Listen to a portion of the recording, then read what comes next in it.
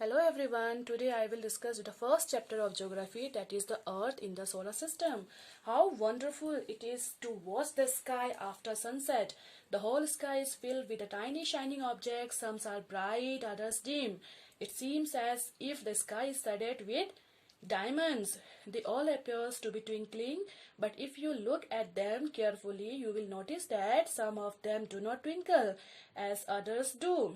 They simply glow without any flickers, just as the moonshine. जब हम आसमान में रात को देखते हैं तो हम कितने आश्चर्यचकित होते हैं, बिकॉज हमारे जो पूरा आसमान है वो स्टार से भरा होता है और कुछ तो उसमें टिमटिमाते हैं कुछ स्टार्स और कुछ मंद होते हैं. अगर आप ध्यान से इसको देखेंगे तो आपको समझ में आएगा कि कुछ stars they only glow, they do not twinkles just as the moon shines. Now we will start with our first important topic, that is celestial bodies. अब हम जानेंगे कि celestial bodies क्या है. The sun, the moon and all the shining objects in the sky are called celestial bodies. जो भी आप रात में shining objects देखते हैं आसमान में, वो सब क्या है, वो celestial bodies हैं. So next important thing is constellation. Constellation क्या है? Various patterns formed by the different group of the star, these are called constellation. हम क्या देखते हैं रात में, जब हम नोटिस करेंगे अच्छी तरह तो हमें दिखाई देंगे कि अलग अलग पैटर्न्स बने होते हैं by the different groups of star. इसको हम constellation कहते हैं. It is a group of stars.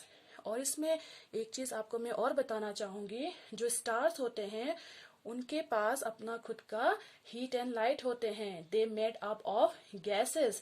सो आपको ये ध्यान रखना है कि जो स्टार्स होते हैं its have their own heat and light.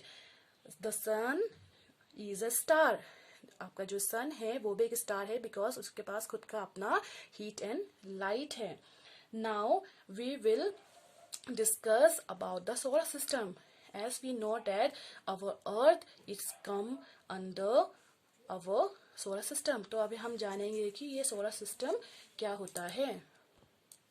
The first important thing in this chart, that is our solar system. So the sun, 8 planets, satellites and some other celestial bodies known as asteroids and meteoroids form the solar system.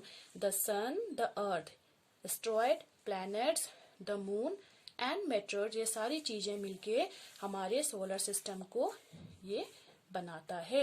तो सबसे पहले हम discuss करेंगे सन के बारे में. So it is in the center of the solar system.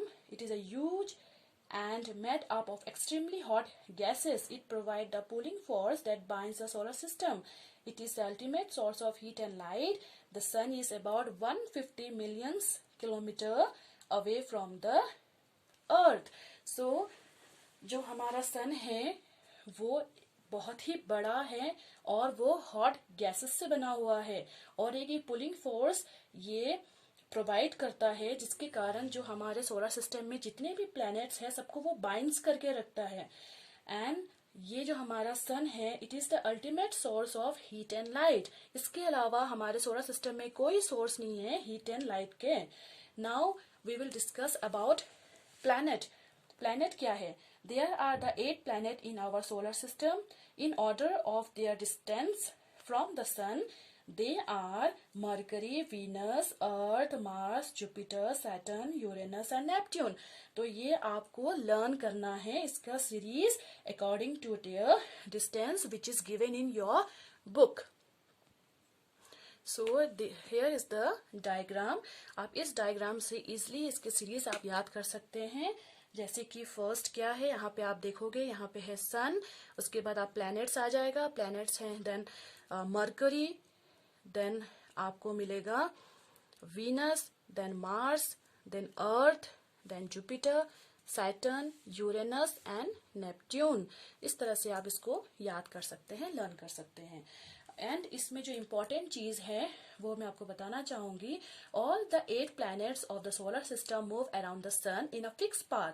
और उस पाथ को हम कहते हैं orbits.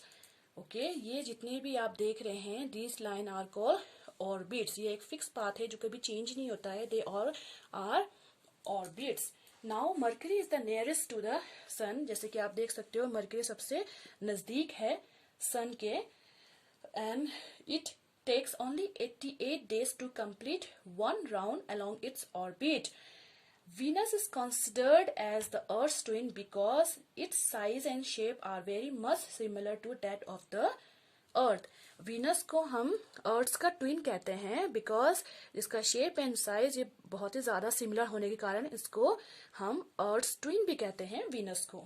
Now we will discuss about our Earth. The Earth is the third nearest planet to the Sun. The Earth conditions favorable to support the life are probably found only on the Earth. The Earth is neither too hot nor too cold. It has water, air, which are very important for our survival. The Earth appears blue because its two-thirds surface is covered by water. It is therefore called a blue planet. तो हमारा जो अर्थ है जैसे कि आप देख सकते हो it is the third nearest planet. Okay, this Earth is the third nearest planet and इस पे ही आपको क्या मिलेगा, लाइफ मिलेगा because it has air and water and it's appear blue. जब आप स्पेस में जाएंगे और या वहाँ से देखेंगे या आपको कुछ फोटोग्राफ्स आपको देखने को मिलते हैं जो स्पेस से ले जाते हैं तो हमारा अर्थ ब्लू दिखाई देता है. हमारा जो मोस्ट ऑफ द अर्थ अगर आप देखेंगे इट्स अपियर्स ब्लू बिकॉज जो इसके सरफेस हैं वो 2/3 सरफेस उसके it is covered by water. That's why it's appeared blue. Now we will discuss about the moon. Moon को हम अगर हम बात करते हैं मून की तो हम मंथ्स में जो मंथ्स का पूरा टाइम होता है 31 डेज या 30 डेज का टाइम में हम एक बार फुल मून देखते हैं और every 4th night means 2 weeks के बाद हम न्यू मून और अमावस्या हमें देखने को मिलता है. सो हेयर जब हम मून की बात करते हैं our earth has only one satellite that is the moon. It is about 3,64,400 kilometers away from us. It moves around the earth in about 27 days. It takes exactly the same time to complete one spin. As a result, only one side of the moon is visible to us. The moon doesn't have conditions favorable for life. It has neither water nor air. So moon की हम जब बात करेंगे तो हम ये जानते हैं ये जानकारी हमें मिलती है कि ये 27 डेज लगाती है मूव करने के लिए अराउंड द अर्थ. सो ये सेम टाइम वन स्पिन के लिए भी लेती है. That's why one side of the moon is visible to us and moon में आपको फेवरेबल कंडीशन नहीं मिलेगा for living because it has neither water nor air. Now we will talk about asteroid. Asteroid क्या है? There are numerous tiny bodies which also move around the sun. These bodies are called asteroids. अगर हम जब carefully जब हम space के बारे में पढ़ते हैं तो हम देखते हैं कि इसमें बहुत छोटी छोटी बॉडीज क्या करते हैं सन के चारों तरफ चक्कर लगाते हैं. That bodies are called asteroids. These are found between the orbits of Mars and Jupiter. Now meteoroids. Meteoroids क्या है? The small pieces of rocks which move around the sun are called meteoroids. जो छोटे छोटे pieces होते हैं rocks के जो सन के चारों तरफ चक्कर लगाती है उसको हम meteoroids कहते हैं. कई बार ये meteoroids हमारे धरती पे गिर जाते हैं और ये गड्ढा क्रिएट करते हैं बिकॉज बहुत ही तेजी से गिरने के कारण ये एक गड्ढा क्रिएट करते हैं. कई बार क्या होता है ये due to the rubbing with the air के साथ रब होने के कारण ये जो मेट्रोइड्स है इसको बीच में ही ये पूरी तरह जल जाता है और जो नहीं जल पाता है वो हमारे धरती पे गिर जाते हैं और जिससे गड्ढा क्रिएट होता है. Now we will discuss about the galaxy. जो हमारे सोलर सिस्टम है वो गैलेक्सी के अंदर आता है. तो गैलेक्सी क्या है उसके बारे में हम पढ़ेंगे. You system of billions of stars and clouds of dust and gases.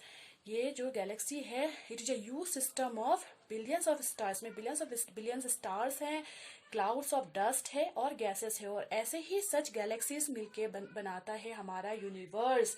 सो अगर हम बात करेंगे galaxy the milky way is our galaxy and it comes under that universe. Universe के शेप एंड साइज के बारे में हम पूरी तरह आपको नहीं बता सकते हैं बिकॉज साइंटिस्ट और astronomers are still researching on this topic. So dear student, you have to read this chapter very carefully so that you will understand this chapter in a better way.